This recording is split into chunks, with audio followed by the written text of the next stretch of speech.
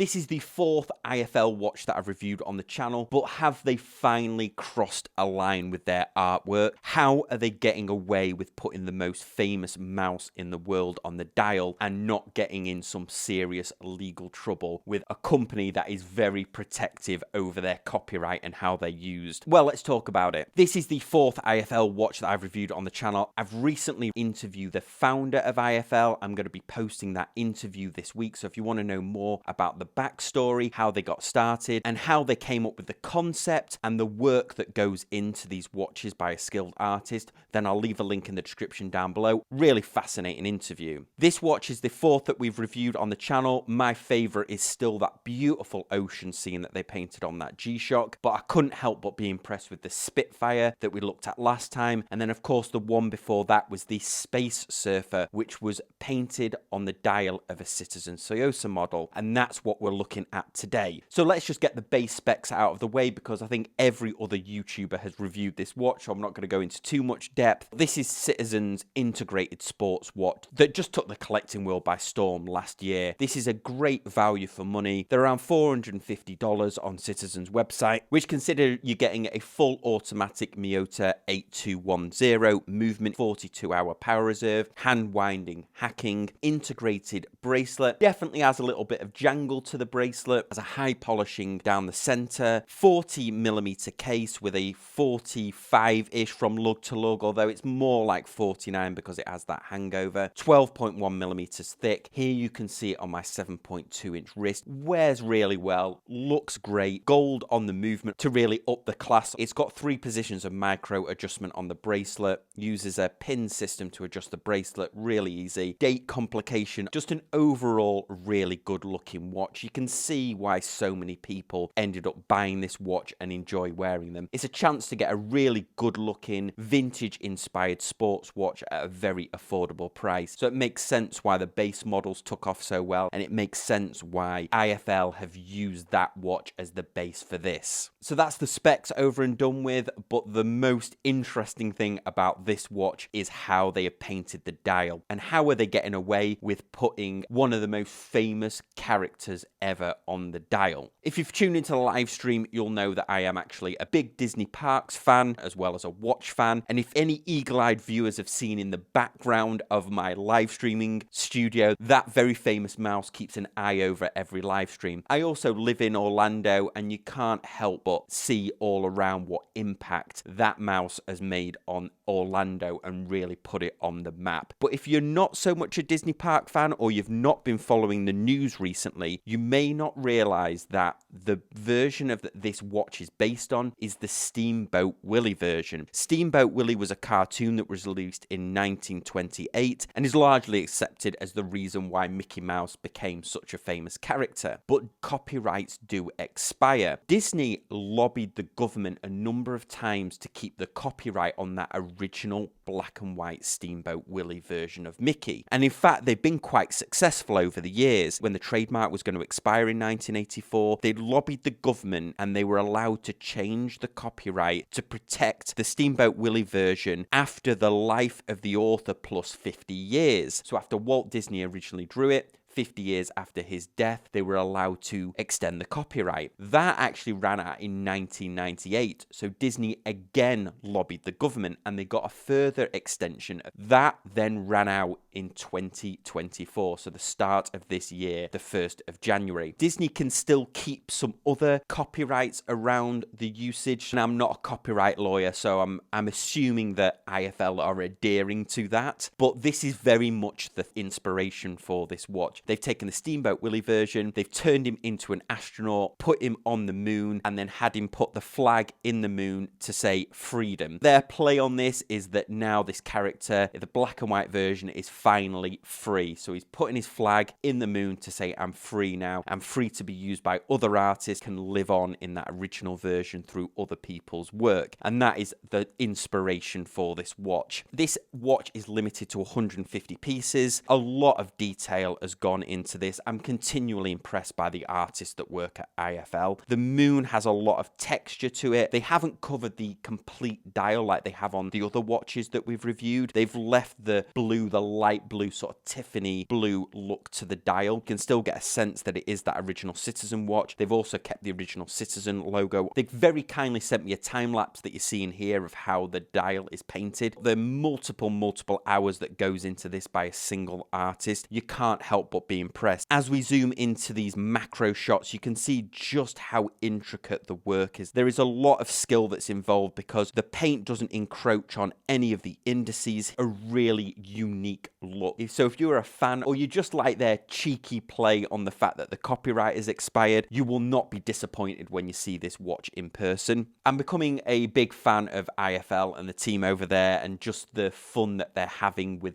taking very normal watches and painting them on the dial. It's not like when Braymont asked Ronnie Wood to paint dials and they were knocking those watches out in the tens of thousands of dollars. These are very accessible. Yeah, you're paying probably double the price of the base watch, maybe a little bit more, but what you're getting is a totally unique watch. Each one is hand painted. Even though there's 150 of these, each one's going to be slightly different, and I think that's what makes these watches very special. I think this is a great addition to the line. I really like the cheeky fun that they've had with this one, but more importantly, as always, let me know what you think in the comments section down below. Don't forget to check out that interview that I did with the founders of IFL, and I'll see you next time on Casual Watch Reviews.